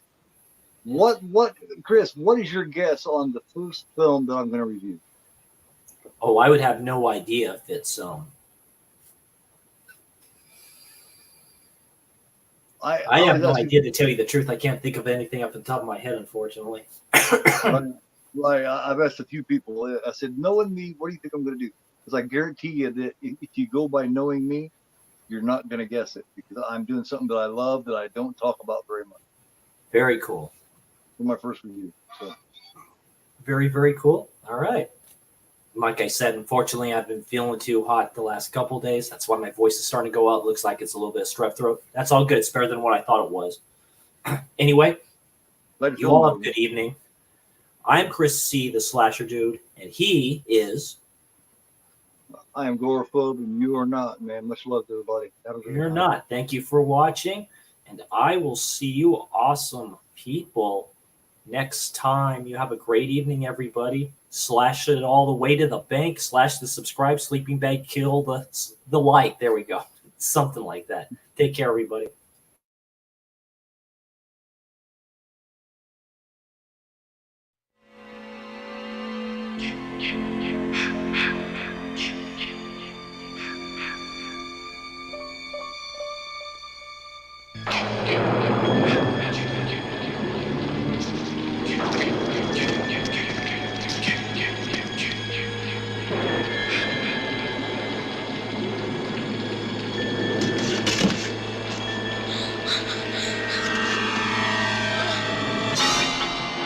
If the memory of Jason still haunts you, you're not alone. Friday the 13th, Part 5, A New Beginning.